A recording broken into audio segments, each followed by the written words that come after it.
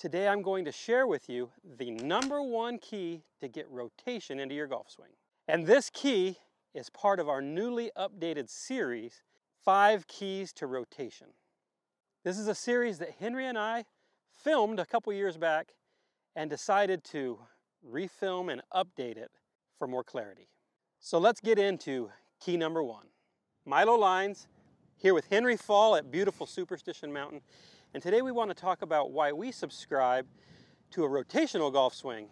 One that, for us, in our eyes, is more athletic, and it tends to fall in line with what we see from the legends of old and some of the current legends in the game. Milo, before we get into that first key, I think it's important to at least lay out why we like and subscribe to this rotational pattern when some coaches and some golfers out there really don't. And for us, there's a few reasons, and I'd like them to hear what you have to say about it. So for me, as an athlete from other sports, it just tends to jive with how I move naturally as an athlete, and I've found it's how athletes across the board tend to move. So we're not fighting our own nature. That's #1. We're using our bodies how they're designed to be used to propel an instrument. So when we look at hitters, whether it be in baseball or someone hitting a tennis ball, the way we propel the object is from the middle out. We don't use our arm first and hope our body catches up. It's kind of the other way around. We load things, we unwind, and then the instrument gets brought along. Now, there's some other reasons that I really like a rotational golf swing, is it's really safe. I find a lot of players struggle with back pain, low back issues, and it's because of how their bodies are moving. Yeah, we're creating too much thrust, extension, and that pattern can really cause low back issues. So when you implement the rotational swing as we will outline for you, you'll find it's much safer for you, generally. Not to mention you'll hit it better that way too. And that's what I'm getting at next. Because I don't think this is super efficient. No, so when you have that pattern, we're going to struggle with low point issues, right? Yep. Also, you're going to struggle with face control issues, because when you start tilting and that face is going all over the place, you're going to have really good hands to be able to square that club face. Yeah. So the benefits I find are better low point control, more consistent face control, and generally it's easier to hit a start line. Well, and if you really struggle with, one of the big words in golf is compression. I just don't compress the golf ball. Yeah. Well, if you aren't doing some of the things we're going to be showing you, it's going to be hard to really compress the golf ball. So these 5 keys will really help with that as well. We don't have to necessarily be so lucky to make good contact. Now we make it every time. In Milo, I mean, really all you have to do is look back in history at the great swingers of old. You have Sam Snead, Ben Hogan, Trevino, some of the great rotators, and obviously great ball strikers of their eras.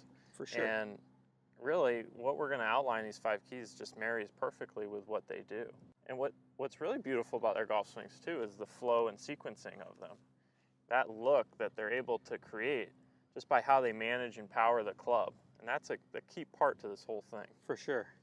We'll also have a few different drills and exercises for people to start ingraining these patterns. So this will be a really key series for those of you looking to add rotation to your golf swing. We're going to outline just how to do it. All right, Milo, so let's give them that first key. And that first key is chest rotation. This is one of our favorite things to talk about. So I'm just going to give them a little glimpse of what you guys are going to learn here in this first key. So here I go.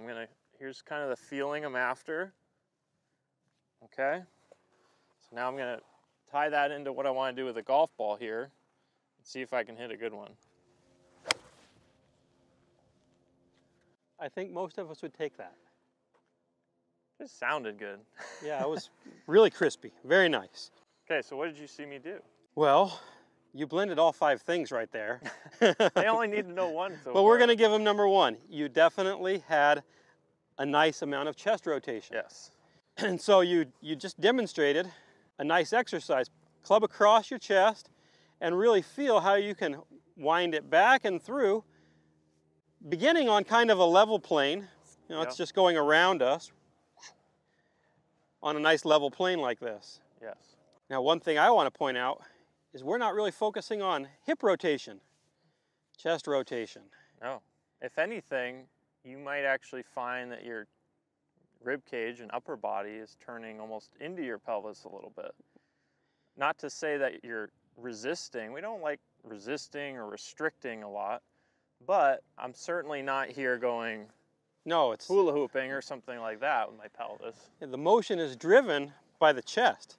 So the chest winds, which loads the hips, right? The hips get wound up because the chest is winding against them or into them. And then vice versa in transition, because of how we've loaded things, sure, the hips do go a little first, but a lot of that's just naturally how we move, but we're really driving the motion with our chest and chest rotation. So we mentioned some legends of old, and if we go back and look at a Trevino, for example, talk about chest rotation. His chest was like, what, 40 degrees open maybe at impact? I don't know, it's open. And even some of the players playing currently who hit draws, we can see them hitting a draw with their chest wide open. Rory McIlroy is a great example. Yeah.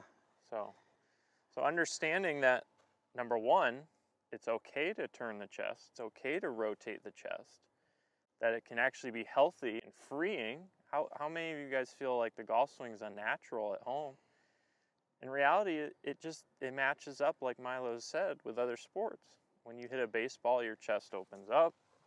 When you play tennis, your chest opens up. When you skip a rock, your chest opens up. Yeah, one of the most unnatural things you can have is trying not to let your chest open up. Right. So trying to hold it back and fire your hips. It just looks like an ouchie waiting to happen. Oh yeah. A lot of torque on the lower back.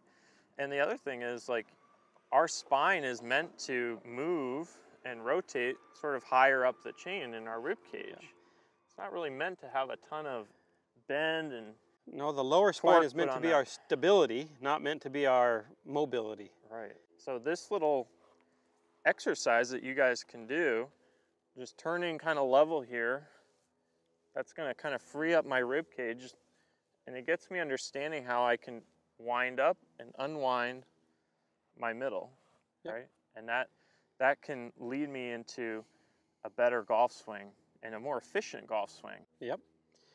So Henry, this time I want you to hit one more shot, and I want you to really rehearse the feeling of winding the chest and unwinding the chest, and maybe demonstrate what it looks like at impact. Okay. And then send one out there. Yeah, I got this feeling of, got a ball moving. So I get this feeling of winding up and unwinding through. So I'm actually almost trying to feel like I get here at impact. I won't get this far. No. But that's kind of the sensation, right? Okay. So now if I can do that in my golf swing, wind up, unwind to here, and that's kind of where I'm trying to get at impact, that beautiful open impact you guys are all after, right? So I go in there, feel that again, chest is open, and I'll go hit one. Very Not nice. bad. So we'll see if my chest was, in fact, open at impact. So again, guys, this is key number one, our non-negotiables to become more rotational in your golf swing. Please follow the link below to gain access to the other four. Hey everyone, thanks for watching. Click the link below to access my free 5 keys on building a rotational golf swing and learn how to swing like an athlete.